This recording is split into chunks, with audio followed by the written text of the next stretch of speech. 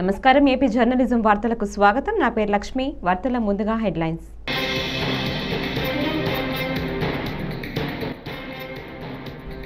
మహారాష్ట్రలో భారీ ఎన్కౌంటర్, 12 మంది మావోయిస్టుల హతం.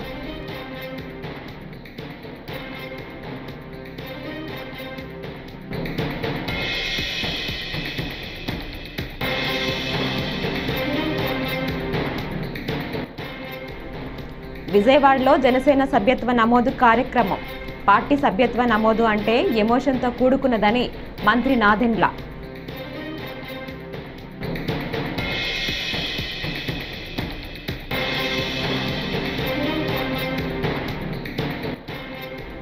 రాష్ట్ర ముఖ్యమంత్రి నారా చంద్రబాబు ప్రత్యేక హోదా సాధన కోసం శాసనసభ సమావేశాల్లో తీర్మానం చేయాలని మార్గాని భరత్ రామ్ డిమాండ్.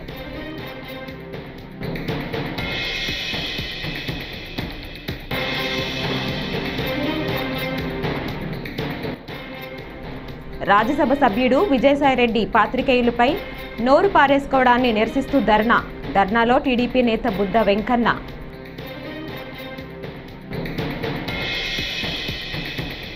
ఇక డీటెయిల్స్ చూస్తే మహారాష్ట్రలోని గడ్చిరోలిలో భారీ ఎన్కౌంటర్ జరిగింది.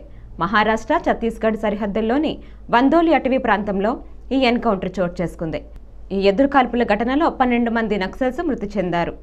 ఈ ఎన్కౌంటర్లో పాల్గొన్న పోలీస్ సబ్ ఇన్స్పెక్టర్ సతీష్ పాటిల్కు తీవ్ర గాయాలయ్యాయి. ఘటనా స్థలం నుంచి అనేక ఆటోమేటిక్ ఆయుధాలు స్వాధీనం చేసుకున్నారు. కాగా ఎన్కౌంటర్లో హతులైన మావోయిస్టుల్లో 2 తెలుగు వాళ్ళు ఉన్నట్లు తెలుస్తోంది.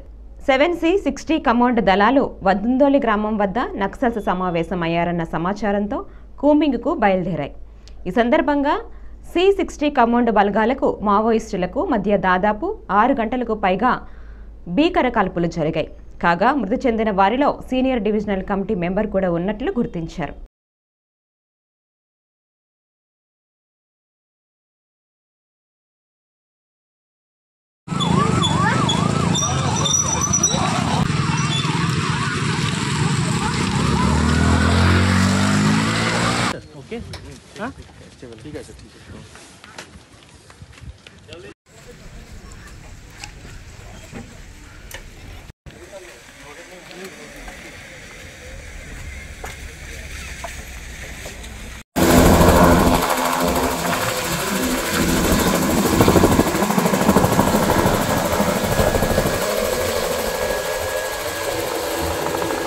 పార్టీ సభ్యత్వ నమోదు అంటే ఎమోషన్తో కూడుకున్నదని మంత్రి నాదెండ్ల మనోహర్ అన్నారు.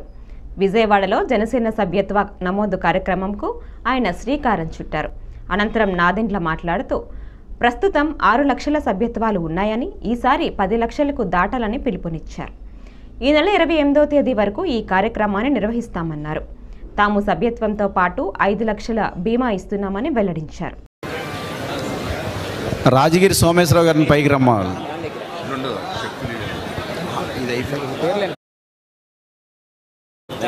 రాజగిరి సోమేశ్వరరావు గారు.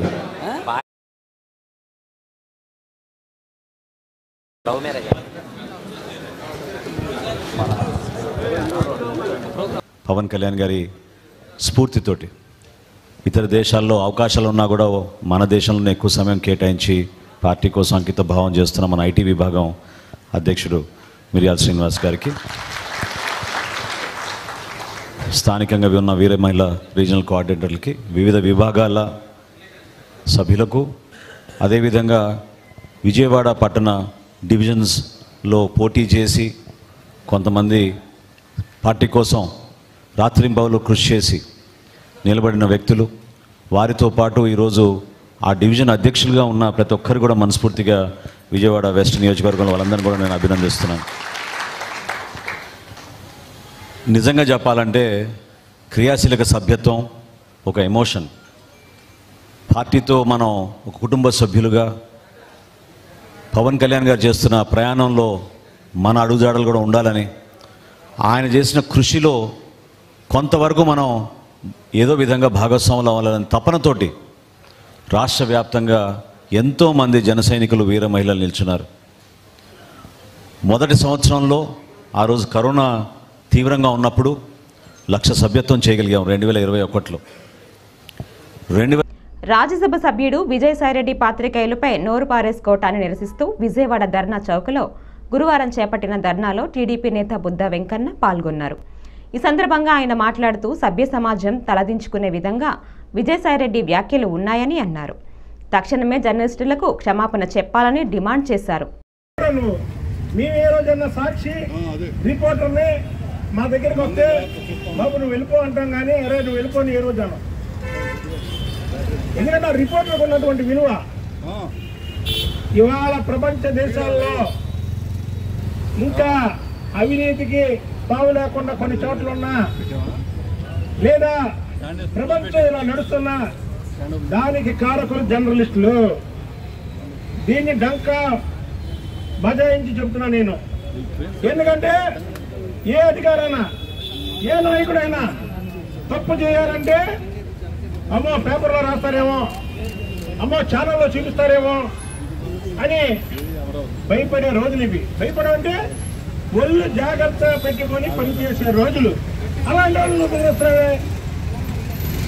విజయసాయిరెడ్డి నువ్వు దీనికి మూల్యం చెల్లించక తప్పదు. మేము చెప్తున్నాం, విజయసాయిరెడ్డి అనే వ్యక్తివి వార్తలు ప్రతి ఒక్కరు కూడా నలుగురిని అన్నారు, మనం అనలేదు కదా అని మిగతా ఛానల్ వాళ్ళు చూపించకుండా ఉండడం పొరపాటు. వాళ్ళు కూడా విజయసాయిరెడ్డిని వార్తలు చూపించకుండా పక్కన పెట్టాల్సినటువంటి అవసరం ఉంది. విజయసాయిరెడ్డి వార్తలు కానీ టీవీలలో పేపర్లో ప్రచారం అవ్వకపోతే ఈ విజయసాయిరెడ్డి కనుమరుగైపోతాడు. కాబట్టి దయచేసి సోదరులారా, మిగతా ఛానల్ వాళ్ళు మిగతా పేపర్ వాళ్ళు కూడా రాష్ట్రంలో ఇటీవల జరిగిన అత్యాచార ఘటనల నేపథ్యంలో వైసీపీ ఎమ్మెల్సీ వరదు కళ్యాణి కూటమి ప్రభుత్వంపై ధ్వజమెత్తారు. ఆడపిల్లల పట్ల అనుచితంగా ప్రవర్తిస్తే వారికి అదే చివరి రోజు అని ప్రకటించారని, గంజాయి మీద ఉక్కుపాదం మోపుతామని స్టేట్మెంట్ ఇచ్చారని వెల్లడించారు. 40 రోజులైంది. రాష్ట్రంలో శాంతి భద్రతలు ఏ విధంగా ఉన్నాయో మనందరం చూస్తూ ఉన్నాం. అత్యంత దారుణంగా మహిళలకి రక్షణ లేని పరిస్థితి మనకు కనిపిస్తూ ఉంది. రోజుకొక సంఘటన. గత 2-3 రోజులుగా అయితే రోజుకి 2-3 దారుణమైన సంఘటనలు మనం చూస్తూ ఉన్నాం. నిజంగా రాష్ట్రంలో ఉన్న ఆడపిల్లల తల్లిదండ్రులు భయపడిపోయే పరిస్థితి, తమ బిడ్డల్ని బయటికి పంపాలంటే భయపడిపోయే పరిస్థితి. ఇంతగా లా అండ్ ఆర్డర్ దెబ్బతినడానికి కారణం అర్థం కావట్లేదు. ఎంత దారుణంగా ప్రభుత్వం ఆడపిల్లలకి రక్షణ ఇవ్వడంలో వైఫల్యం చెందింది మనం అర్థం చేసుకోవచ్చు. అసలు నంద్యాల జిల్లాలో ముచ్చిమర్రిలో అయితే ఇన్ని రోజులు, ఇంచుమించు 12 రోజులైనా కూడా ఆ ఆడబిడ్డ మృతదేహాన్ని కనిపెట్టలేకపోయారు అంటే ప్రభుత్వం తాలూకా చేతకానితనం మనకు క్లియర్గా అర్థమవుతూ ఉంది. కనీసం ఈ రోజు కూడా ముఖ్యమంత్రి గారు కానీ, డిప్యూటీ సీఎం గారు కానీ, హోమ్ మినిస్టర్ గారు కానీ, మంత్రులు కానీ ఎవరు ఆ కుటుంబానికి పరామర్శకు వెళ్ళలేదంటే ఎంత దారుణం వైఫల్యం, ఎంత దారుణమైన నిర్లక్ష్యం మనకు అర్థం అవుతూ ఉన్న పరిస్థితి మనం చూసాం. అలాగే తీసుకుంటే ఈ కూటమి ప్రభుత్వం అధికారంలోకి వచ్చిన దగ్గర నుంచి కూడా బుల్డోజర్ సంస్కృతి, బుల్డోజర్లతో వైఎస్ఆర్ కాంగ్రెస్ పార్టీ ఆఫీసుల్ని అలాగే వైఎస్ఆర్ కాంగ్రెస్ పార్టీ నాయకుల తాలూకా బిల్డింగ్స్ని కొట్టడం మీద దృష్టి పెడుతూ ఉన్నారు కదా. మరి ఆడపిల్లల్ని ఎంత దారుణంగా హత్యలు అత్యాచారాలు చేస్తున్న వాళ్ళ మీద ఈ బుల్డోజర్స్ని ఎందుకు ఉపయోగించడం లేదు అని నేను అడుగుతూ ఉన్నాను.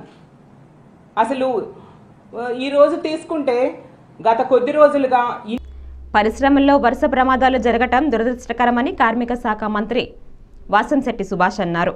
గత ప్రభుత్వం సేఫ్టీ ఆడిట్ను ధర్నా పార్టీకి అప్పగించడం వల్ల తనిఖీ వ్యవస్థ నిర్వీర్యమైందన్నారు. సేఫ్టీ ఆడిట్లో ఇకపై ప్రభుత్వ నిఘా ఉంటుందని వెల్లడించారు. అలాగే ఇసుక గురించి, నిరుద్యోగం గురించి మాట్లాడటం జరిగింది.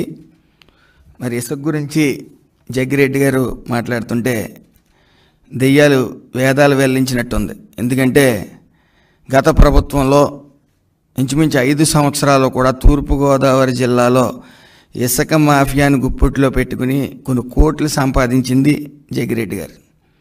మరి ఆయన ఇసుక గురించి మాట్లాడుతూ ఉన్నారు. చంద్రబాబు నాయుడు గారు గత ఎలక్షన్లో హామీలు ఇచ్చిన విధంగానే ఉచిత ఇసుక అనేది ప్రవేశపెట్టడం జరిగింది. అది ఆయనకి అవగాహన లేనట్టుంది. గత ప్రభుత్వంలో 10 టన్నులని 50,000కి పైబడి అమ్ముకోవటం, అదేవిధంగా ఈ ఇసుక మాఫియా పూర్తిగా గుప్పిట్లో పెట్టుకుని భవన నిర్మాణ కార్మికులకి తీవ్ర అన్యాయం చేశారు. సుమారు 30 లక్షల మంది భవన నిర్మాణ కార్మికులు తిండి లేక, పనులు లేక అలమటించి చాలామంది చనిపోవడం కూడా జరిగింది. ముఖ్యంగా ఈ భవన నిర్మాణ కార్మికులే ఈ యొక్క వైసీపీ ప్రభుత్వం కూలిపోవటం వెనకాల ప్రథమ హస్తం ఉంది. ఎందుకంటే 30 లక్షల మంది పైబడి భవన నిర్మాణ కార్మికులు ఉంటే కనీసం 5 సంవత్సరాల నిమిత్తం కనీసం 300 రోజులు కూడా పని లేకపోవడం, అంటే ఇసుకని అసలు బయటికి రానివ్వకుండా బంగారంలా భావించి గత ప్రభుత్వం పూర్తిగా వ్యాపారం మాఫియా. రాష్ట్ర ముఖ్యమంత్రి నారా చంద్రబాబు నాయుడు ప్రత్యేక హోదా సాధన కోసం త్వరలో జరగనున్న శాసనసభ సమావేశాల్లో తీర్మానం చేయాలని రాజమండ్రి మాజీ ఎంపీ మార్గాని భరత్రామ్ డిమాండ్ చేశారు. గురువారం ఆయన కార్యాలయంలో ఏర్పాటు చేసిన విలేకరుల సమావేశంలో మాట్లాడుతూ ఆంధ్రప్రదేశ్ ఎంపీల సహకారంతోనే కేంద్రంలో బీజేపీ ప్రభుత్వం పరిపాలన సాగిస్తోందని, ప్రత్యేక హోదా సాధించేందుకు జరగనున్న శాసనసభ సమావేశాల్లో తీర్మానం చేయాలని డిమాండ్ చేశారు. తెలుగుదేశం చీఫ్ చంద్రబాబు నాయుడు గారు 18 ఎంపీలు ఉన్నాయి.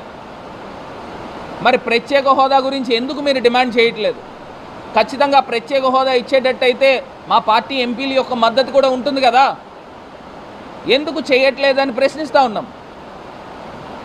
దీనిపైన ఒక్కసారి ఆంధ్రప్రదేశ్ రాష్ట్ర ప్రభుత్వము, ముఖ్యమంత్రి చంద్రబాబు నాయుడు గారు దీనిపైన పునరాలోచన చేసి ఖచ్చితంగా రేపు జరగబోయే బడ్జెట్ సమావేశాల్లో దీన్ని తీర్మానం చేసి, మీరు ఎలా అసెంబ్లీలో పెడుతున్నారు కదా 22వ తారీఖు నుంచో, అసెంబ్లీలో తీర్మానం చేయండి, ఆంధ్రప్రదేశ్ రాష్ట్రానికి ప్రత్యేక హోదా ఇచ్చి తీరాలి అని తీర్మానం చేసి కేంద్ర ప్రభుత్వానికి పంపించండి. రాష్ట్ర హైకోర్టు ఆదేశాల మేరకు అనంతపురం ఉరవకొండలో లీగల్ సర్వీసెస్ అథారిటీ ఆధ్వర్యంలో గురువారం ద్విచక్ర వాహనదారులకు హెల్మెట్ ధారణపై అవగాహన కల్పించేందుకు 1K వాక్ కార్యక్రమం నిర్వహించారు. స్థానిక సివిల్ కోర్టు న్యాయమూర్తి దుర్గా కళ్యాణి పాల్గొన్నారు. స్థానిక కోర్టు వద్ద నుంచి టవర్ క్లాక్ వరకు 1K వాక్ ర్యాలీ నిర్వహించారు.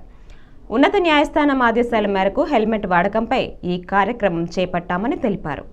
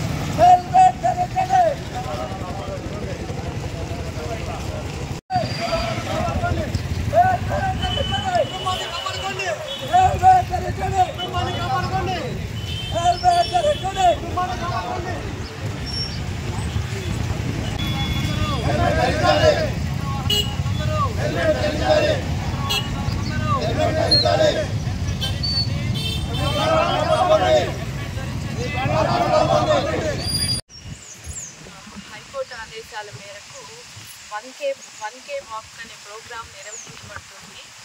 దాని యొక్క ఇంపార్టెన్స్ ఏంటి అంటే అందరూ కంపల్సరీగా హెల్మెట్ ధరించాలి అనే ఉద్దేశంతో వాళ్ళ ఫ్యూచర్ని, అంటే అందరూ బండ్లు తోలే వాళ్ళందరూ హెల్మెట్స్ ధరించి వాళ్ళ ప్రాణాలను కాపాడుకోవాలనే ఉద్దేశంతో మాకు హైకోర్టు వాళ్ళు ఇచ్చిన ఆదేశాల మేరకు మేము ఈ ప్రోగ్రాం 1K అని 1 కిలోమీటర్ వాక్ చేయడం దీని యొక్క ఇంటెన్షను. దాని ప్రకారంగా మేము ఈ ప్రోగ్రాం నిర్వహిస్తున్నాము. విజయనగరం గ్రామాల్లో ప్రభుత్వ సేవలను మెరుగుపరచడానికి చేపట్టిన గ్రామ సందర్శన కార్యక్రమం జిల్లా వ్యాప్తంగా ప్రారంభం.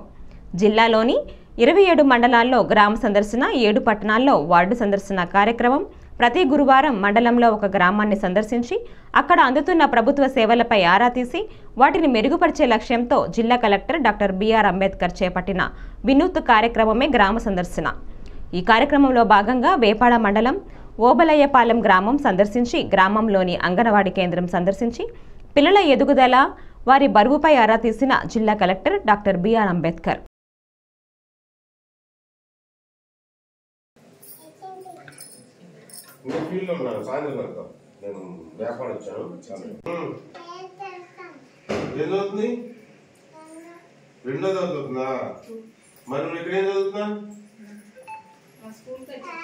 నీ గుడి పెడతారా? పెడతారా? రోజు పెడతారా? పెద్ద గుడ్డ చిన్న గుడ్డ? చిన్న గుడ్డే. పెద్ద గుడి పెట్టట్లా? పెద్ద గుడి పెట్టలేదా? రేపు ఎంత వయసు ఎంత?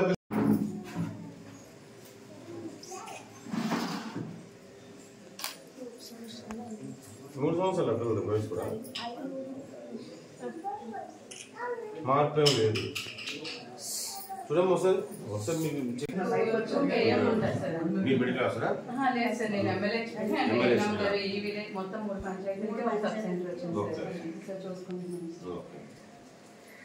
మీరు మంత్లీ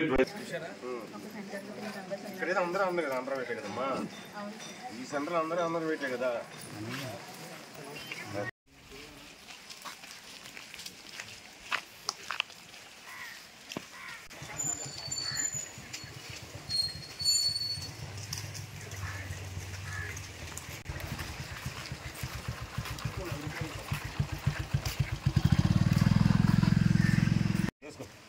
కూర్చోమ్మా.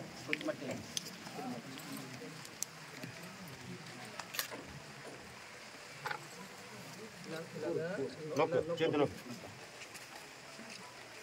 ఇది గట్టి నొక్కు. లేదు కాలుతో నొక్కు. చేతులు కాలుతో నొక్కు.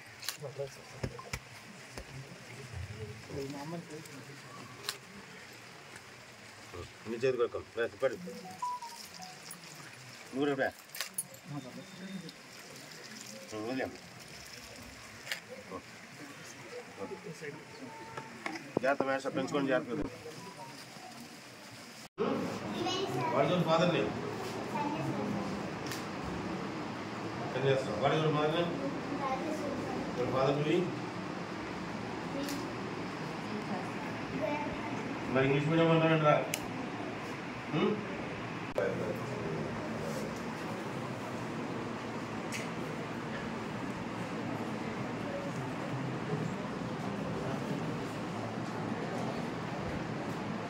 ఏ క్లాస్ ఏ సెషన్ ఏ సబ్జెక్ట్ జరుగుతుందమ్మా? ఏ చాప్టర్ జరుగుతుంది మీకు? ఇదేంటి తెలుగు వచ్చుకోవా? మరి ఎన్నో పాఠం జరుగుతుంది? ఏం జరగాలమ్మా? వాళ్ళు టైం టేబుల్ ప్రకారం టైం టేబుల్ ఏంట్రా సెకండ్ పాఠం ఏంటిది? ఏం చేయాలి? సాయం అంటే ఏంటి? సాయం అంటే ఏంట్రా?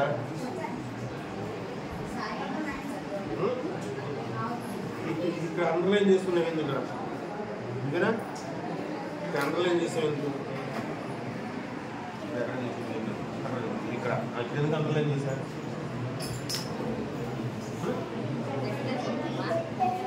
కాదు నా ఇది ఒక్కటే ఎందుకు అండర్లైన్ చేశారు?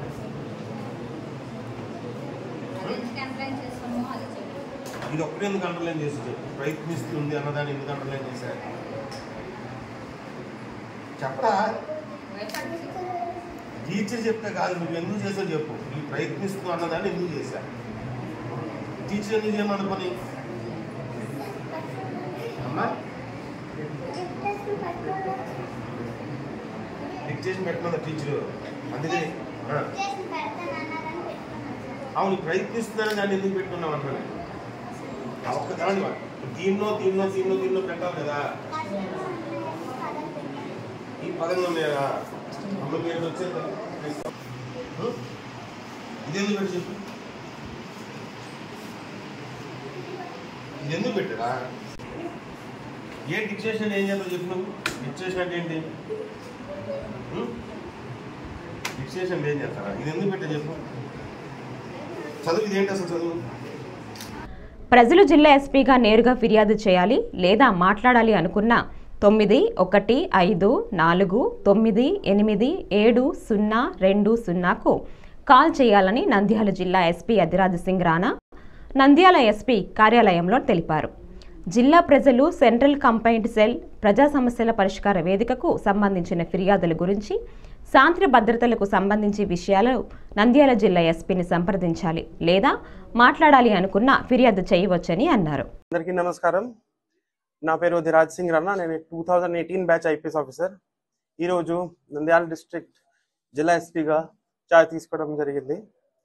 ఫస్ట్ ఆఫ్ ఆల్ ఈ నా పైన నమ్మకం చేసి నాకు ఎంత బాధ్యత ఇవ్వడానికి మన గౌరవంగా సీఎం గారు డీజీపీ గారికి I would like to express my thanks and మేము మొత్తం 100% ఇచ్చి కష్టపడి నంద్యాల జిల్లా ప్రజలకు మంచి పేరు వస్తే పని చేద్దాము.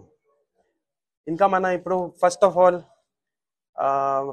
ప్రయారిటీస్ విల్ బి ఫస్ట్ మన ప్రభుత్వం వచ్చినప్పుడు గాంజా పైన చాలా గట్టిగా యాక్షన్ తీసుకున్నాము. ప్రతి జిల్లా నుంచి ఒక యాక్షన్ ప్లాన్ పెట్టేసి ఎట్లా కంట్రోల్ చేయాలి ముందు ఆ ప్రయారిటీస్ మీద వెళ్తాము. Next women and child safety, ముఖ్యంగా మన జరిగిన ఇన్సిడెంట్ పైన కూడా నేను వెంటనే ఏం ఇన్వెస్టిగేషన్ ఏమేమైంది, ఏం సర్చ్ ఆపరేషన్ తీసుకున్నారు అన్నీ వెంటనే రివ్యూ చేసి ఆ బాధ్యత కూడా తీసుకున్నాము. నెక్స్ట్ పోలీస్ సిబ్బంది గురించి కూడా మన వాళ్ళ వెల్ఫేర్ గురించి ఆలోచించి అలా ఏమేమి ప్రాబ్లమ్స్ ఉంటాయి, పర్సనల్ ప్రాబ్లమ్స్ ఉంటాయి, సర్వీస్ మ్యాటర్స్ ఉంటాయి, దాని మీద కూడా మన మొత్తం డిపార్ట్మెంట్ దృష్టి పెట్టేసి సాల్వ్ చేయడానికి ప్రయత్నం చేస్తాము. ఇంకా ఇక్కడ ఇలిసిట్ యాక్టివిటీ కొంత జరుగుతుంది, వాళ్ళపైన కూడా ఒక వార్నింగ్ అలాగా కూడా ఇస్తాను. ఎవరైనా ఇన్వాల్వ్మెంట్ అయితే పోలీస్ సిబ్బంది ఉండొచ్చు, వేరే వాళ్ళు ఉండొచ్చు, మన వాళ్ళపైన కూడా చట్ట ప్రకారం కఠిన యాక్షన్ తీసుకుంటాము. ఇంకా మీడియా మిత్రులకి కూడా నేను అదే ఆశిస్తున్నాను, మీ అందరూ మనకి ఇన్ఫర్మేషన్ సంబంధించి ఏదైనా ఉంటే నా దృష్టిలో డైరెక్ట్లీ తీసుకురావచ్చు, మన పోలీస్కి రావచ్చు, పిటిషనర్స్ ఉంటే పిటిషనర్ ఇక్కడ తీసుకురావచ్చు. అండ్ ఏదైనా ఇన్ఫర్మేషన్ ఉంటే మన సమాచారం మనకి ఖచ్చితంగా ఇవ్వాల్సిందే ఉంది. ఇంకా విజయవాడ నగరంకు ప్రధాన సమస్య అండర్ గ్రౌండ్ డ్రైనేజీ అని తూర్పు ఎమ్మెల్యే గద్దె రామ్మోహన్ అన్నారు. గురువారం గుణదల హరిజనవాడలో పర్యటించిన ఆయన మాట్లాడుతూ గత నెల రోజులు పర్యటనలో వచ్చిన ఈ సమస్యను ముఖ్యమంత్రి దృష్టికి తీసుకువెళ్తానని అన్నారు. ప్రత్యేక నిధులను తీసుకుని వచ్చి అన్ని సమస్యలు పరిష్కారం చేస్తామని అన్నారు. హైదరాబాద్ నగరానికి దీటుగా విజయవాడను తీర్చిదిద్దుతామని స్పష్టం చేశారు.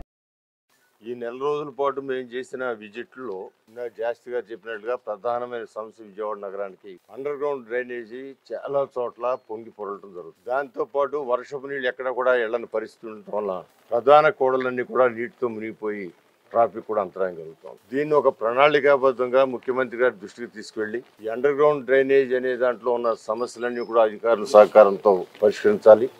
మరి ముఖ్యంగా ఈ స్టార్మ్ వాటర్ డ్రైన్ అనేది దానికి నిధులు చాలా కావాల్సిన అవసరం. అది కేంద్ర ప్రభుత్వం గతంలో ఇచ్చిన నిధుల్ని మరి 200 కోట్లకు పైగా డైవర్ట్ అవటం వల్ల ఇవాళ ఆ నిధులు ఉపయోగించే పరిస్థితిలో గవర్నమెంట్ లేదు. అందువల్ల ప్రత్యేకమైన నిధులు తీసుకొచ్చి కేంద్ర ప్రభుత్వం నుంచి మా ఎంపీ కేసీఆర్ చిన్ని గారి సహకారంతో దాని మీద ఒక ప్రణాళిక ఏ విధంగా 2014-19లో వెంకయ్యనాయుడు గారి సహకారంతో మనం సాధించామో అదే విధానంలో ఖచ్చితంగా నిధులు తీసుకొచ్చి దీన్ని పరిష్కరించాల్సిన అవసరం ఉంది. ప్రధానమైన కోడలు ఏదైతే ఉందో అది మదర్ తెరిసా విగ్రహం దగ్గర కావచ్చు, లేకపోతే బెంచ్ సర్కిల్లో అవ్వచ్చు, ఈనాడు దగ్గర కావచ్చు, లేదా నిర్మలా కాన్వెంట్ దగ్గర కావచ్చు, ఇంకా చాలా చోట్ల చాలా సమస్యలు ఉన్నాయి. ఈ నీటి మునుగుతో ప్రజలు ఇబ్బంది పడే సమస్యలు ఉన్నాయి. వీటన్నిటికీ కూడా మేము నిరంతరం దీనికోసం ఈ ప్రభుత్వం నారా చంద్రబాబు నాయుడు దృష్టిలో తీసుకువెళ్ళి దానికి కావాల్సిన నిధుల్ని సమీకరిస్తాం. దాంతోపాటు ప్రతి ఒక్క రోడ్డు కూడా సిమెంట్ రోడ్డు చేయడానికి మేము ప్రయత్నం చేయడం జరుగుతోంది. ఈ 3 రాజధానిగా ఎంపిక చేయబడిన ఈ విజయవాడ నగరాన్ని మరి హైదరాబాద్ నగరంతో సమానంగా తీసుకెళ్ళడానికి మేము ఒక ప్రణాళిక మేము కార్పొరేటర్లు సాంబశివరావు గారు వీళ్ళందరూ కూడా కలిసి ముఖ్యమంత్రి గారితో ఒక మీటింగ్ కూడా ఏర్పాటు చేసుకున్నాం. నారాయణ గారు కూడా మంత్రిగా నారాయణ గారితో కూడా చెప్పడం జరిగింది. ఆయన ఒక 4-5 రోజులు అధికారులతో కలిసి మీటింగ్ చేసుకుని ఈ విజయవాడ నగరాన్ని సర్వముఖ అభివృద్ధి చేసుకోవడానికి అవకాశాన్ని మేము ఆలోచించి అధికారుల సహకారంతో దాన్ని పూర్తి చేస్తామని కూడా తెలియజేస్తాం. కోట్లాది రూపాయలతో రైల్వే శాఖలో చేపడుతున్న అభివృద్ధి పనుల్లో భారీగా అక్రమాలు చోటు చేసుకుంటున్నాయని, వాటిపై సిబిఐ దృష్టి పెట్టాలని చైతన్య భారతి సేవా సంస్థ అధ్యక్షుడు బి చిట్టిరాజు కోరారు.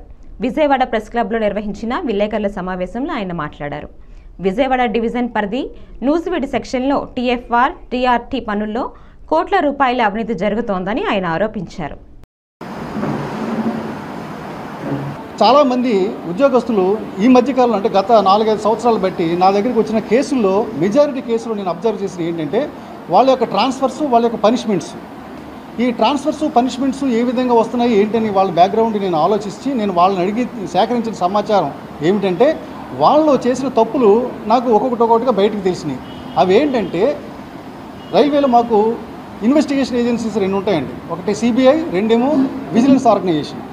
ఈ విజిలెన్స్ ఆర్గనైజేషన్కి ఎంప్లాయీస్ వాళ్ళకు తెలిసినటువంటి వాళ్ళ కళ్ళెదురకుండా చూసినటువంటి ఈ రైల్వే అన్యాయాల్ని అంటే రైల్వేలో జరిగిన ఫ్రాడ్ కావచ్చు, లేదా ఇండీసెన్సీ కావచ్చు, వీటిని వాళ్ళు పై అధికారుల దృష్టికి అంటే ఇన్వెస్టిగేషన్ ఏజెన్సీస్ దృష్టికి తీసుకెళ్తున్నారు. అంటే విజిలెన్స్ కానీ సిబిఐకి కానీ. మెజారిటీ కేసులు వీళ్ళు ఏం చేస్తున్నారంటే వీళ్ళొక అప్లికేషన్ రాసి కంప్లైంట్ కింద వీళ్ళ సంతకాలు పెట్టి వీళ్ళ సొంత పేర్లు రాసి విజిలెన్స్ ఆర్గనైజేషన్కి కంప్లైంట్ చేస్తున్నారు. వీళ్ళు చేసిన తర్వాత వీళ్ళకి ఒక 2 వారాల పరిధిలో వెంటనే ట్రాన్స్ఫర్ ఆర్డర్ వచ్చేస్తుంది. ఈ ట్రాన్స్ఫర్ పట్టుకుని వీళ్ళు వెళ్తే మళ్ళీ వెంటనే దాన్ని ఫాలో చేస్తూ డిసిప్లినరీ యాక్షన్స్ సస్పెండ్ చేయడం, డిసిప్లినరీ యాక్షన్ తీసుకుంటూ జరుగుతుంది వీళ్ళ మీద. ఏంట్రా ఇదంతా కారణం అని వాళ్ళు నేను అడిగితే మీరేం తప్పులు చేశారంటే మేమేం తప్పు చేయలేదు సార్ అని చెప్పేవారు. కానీ వాళ్ళ బ్యాక్గ్రౌండ్ అంతా నేను బాగా పుంగనూరులో ఎంపీ మిథున్ రెడ్డిపై టీడీపీ శ్రేణులు దాడులకు పాల్పడ్డాయి. మాజీ ఎంపీ రెడ్డప్ప నివాసానికి మిథున్ రెడ్డి రాగా రెడ్డప్ప ఇంటిపై టీడీపీ శ్రేణులు రాళ్ల దాడికి దిగాయి. టీడీపీ దాడిలో గాయపడ్డ నేతలతో మిథున్ రెడ్డి సమావేశం జరుగుతుండగా పచ్చ మూకలు రెచ్చిపోయాయి. రాళ్లతో దాడులకు తెగబడ్డాయి. రెడ్డప్ప ఇంటిని చుట్టుముట్టిన టీడీపీ గుండాలు మీడియా ప్రతినిధులపై రాళ్లతో దాడి చేశారు. రెడ్డప్ప ఇంటి వద్ద టీడీపీ కార్యకర్తలు యుద్ధ వాతావరణాన్ని సృష్టించారు.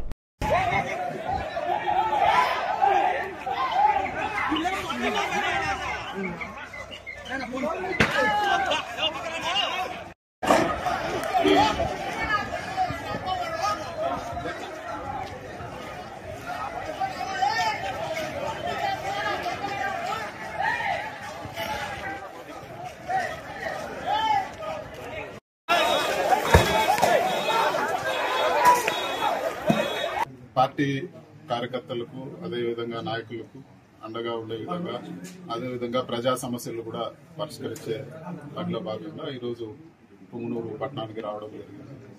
అదేవిధంగా ఈరోజు అందరిని కూడా కలుసుకొని ఏ సమస్యలు ఉన్నా కూడా వాటి అన్నింటినీ కూడా ఒక ఎంపీగా పరిష్కరించే విధంగా కూడా కృషి చేస్తానని చెప్పి కూడా తెలియజేస్తాను. రాష్ట్రంలో మనం వినుకొండలో చూసాము, ఇది వరకు కూడా చూసాము. వినుకొండలో పట్టపగులే 2 చేతులు నరికేసి మెడ నరికేసి ఒక వైఎస్ఆర్సీపీ నాయకుడిని ఏ విధంగా చంపారో ఈ రోజు అందరూ కూడా చూస్తున్నాం. చాలా దారుణమైన విషయం. అదే విధంగా ఈ రోజు ప్రతి నియోజకవర్గంలో కూడా ఈ రోజు ఇల్లులు కొట్టేయడము, కార్యకర్తల పైన దాడులు చేయడము, వాళ్ళు కేసులు పెట్టాలని పోతే మరీ తిరిగి వాళ్ళపైన కేసులు పెట్టించడము, ప్రభుత్వ ఆస్తులన్నీ ధ్వంసం చేయడము, ఇవన్నీ కూడా ఒక చెడ్డ ఒరవడిగా ఈ రోజు తీసుకురావడం జరిగింది తెలుగుదేశం పార్టీ. ఇది సరైన పద్ధతి కాదు. ఎప్పుడు కూడా ఎవరు కూడా శాశ్వతంగా అధికారంలో ఉండే పరిస్థితి ఉండదు. కానీ ఇలాంటి వాటికి బీజం వేస్తే రేపు పరిస్థితులు దారుణంగా మళ్ళీ ఈ ఫ్యాక్షన్ గొడవలు మళ్ళీ ఒకప్పుడు ఆంధ్రప్రదేశ్ లో ఎంత ఘోరంగా ఉండిందో ఫ్యాక్షన్ గొడవలు ఇవన్నీ కూడా ఆ విధంగా దారితీసే పరిస్థితులు ఉన్నాయి. ఇలాంటివన్నీ లేకుండా కూడా శాంతియుతంగా ఈ రోజు పరిపాలన జరపాలని చెప్పి కూడా నేను తెలుగుదేశం పార్టీని నేను కోరుతా ఉన్నాను. ఎందుకంటే ఈ విధంగా చేస్తే ఎప్పుడు కూడా కాలం ఒకే విధంగా ఉండదు. ఖచ్చితంగా మార్పులు ఉంటాయి. ఆ రోజు మళ్ళీ అందరూ కూడా మీ పార్టీ వాళ్ళు కూడా ఇవన్నీ కూడా చవి చూడాల్సి వస్తుంది. ఇవన్నీ కూడా ఒక మంచి సంస్కృతి కాదని చెప్పి కూడా నేను తెలియజేస్తాను. ఈ వార్తలు ఇంతటితో సమాప్తం. నమస్కారం.